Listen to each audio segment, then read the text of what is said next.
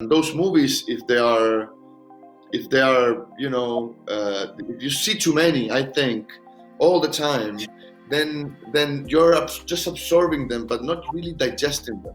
That's why the cinema experience is so interesting. That you go to a place, you see something, then you walk out, it's fresh air, everything is new, and you can absorb that movie and digest it.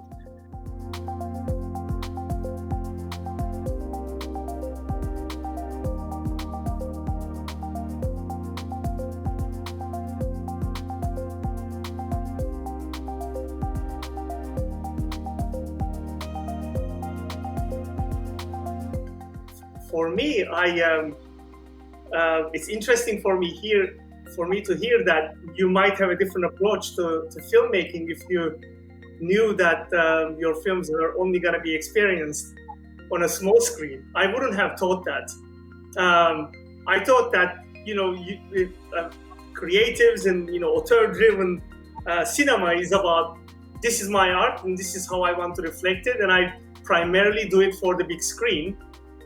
And this is where I would like these films to be enjoyed. And if they happen to be enjoyed in small screen, it's fine. But what I do is for the big screen. And what you're saying is, in a world where the consumer experience is changing so fast, creatives like you might be optimizing their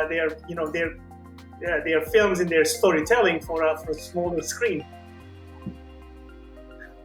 Or maybe not. Maybe I don't know. I'm thinking on Martin Scorsese. In The Irishman, is that he knew that the movie would have a life on cinemas, or just like Alfonso Cuarón, with Roma. But then the movie was financed and picked up by Netflix. Did they change anything or not? I assume they didn't, and I assume they did the movie they wanted to do. But do they think that the experience is the same?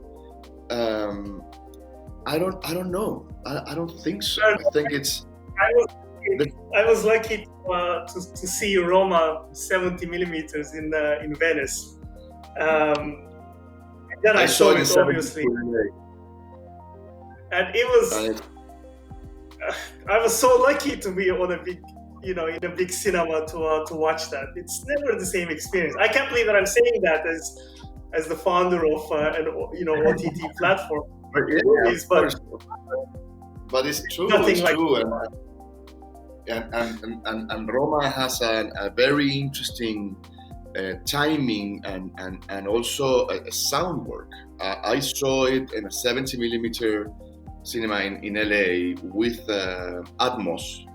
And the experience, it is very, very profound, and you're very deeply affected by every movement, every second that Alfonso designed for the movie. And then when you see it on a smaller screen, there's something that is missing. So how do we fix that? Do we change the way we do it, or we just leave it as it is? And I hope you don't.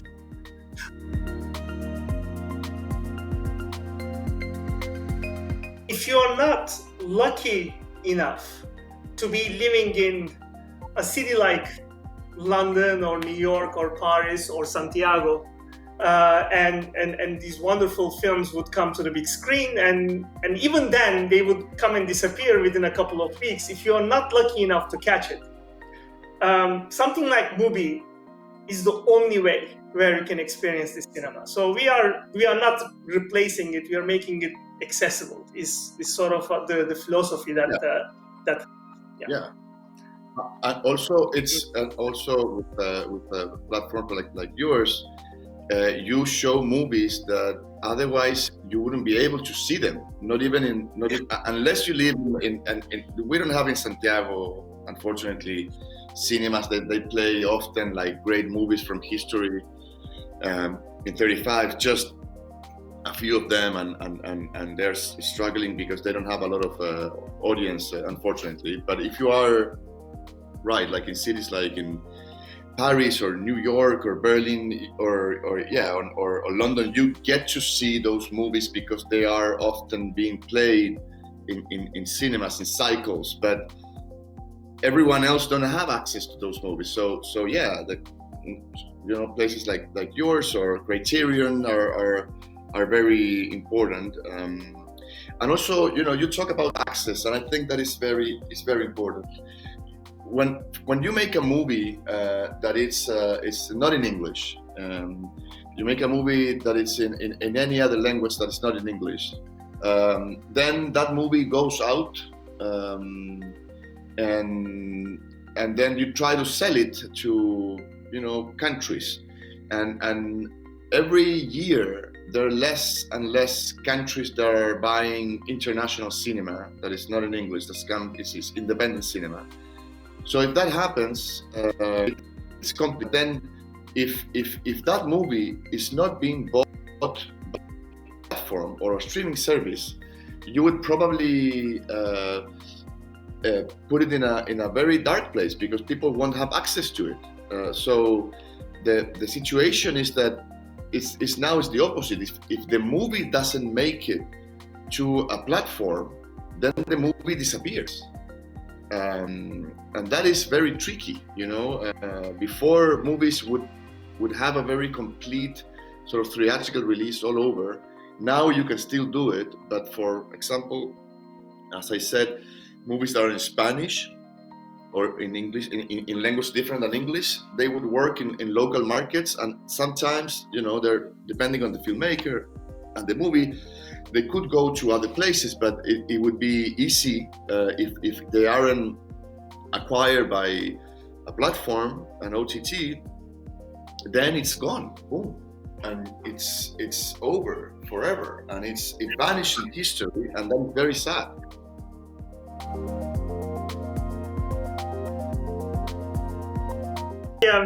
I agree with you that it's fragile, but I have to say, you maybe I misunderstood you. What you said is one of the first things people, it doesn't feel like people need it. I'm looking at the data and I'm seeing something very different. We need this even more. MUBI's engagement, the number of films people watch on average, our subscribers, went up compared to last year this month 3 times. 3. So it's not up 10%, 20%, 300%. People are watching more films. They are more hungry for great cinema, great entertainment. So I'm more encouraged by the data that I'm seeing. And look, yes, it's the that is of course great news for a lot of people, and great news for OTTs, for streaming services like yours. It's fantastic. Of course, people have more time, they're at home, and they get to see more content. But don't forget that content exists because we were able to do it, and as humanity we were able to provide it to you. If this would take many time, we would have to, it would be slower, the recovery process, and then you won't have any more content. And also I think what happens is that when you see a lot of content, like for example what you're saying is that people is seeing 3 times more the amount of movies compared to last year, I think that there's something very important, which is the reflection, to be able to reflect on the movies that you've seen. Some movies can change your life and can really affect you in a private circumstances in such a beautiful ways. And those movies, if they are if you see too many, I think, all the time, then you're just absorbing them but not really digesting them. That's why the cinema experience is so interesting. That you go to a place, you see something, then you walk out, it's fresh air, everything is new, and you can absorb that movie and digest it. You're at home and then you see a movie, and then you stop that, you get a coffee, whatever, and then you see another one, and then another one. I don't know if you can really, if you're not a professional programmer or critic who's used to that, like most people would be overwhelmed by that amount of content. And I don't know if you're focusing that right, but it is. I agree with you, but people are not binge watching movies. That's not what we are saying. So just to give you a sense, if people were watching, on average, even people who love movies, they watch about 2 movies a week. And that went up substantially, and that is for the most engaging cohort. On average, people watch about 2 films a month, and they're watching now 6 movies a month. So they're not watching 6 movies a day like we would do when we go to Cannes Film Festival.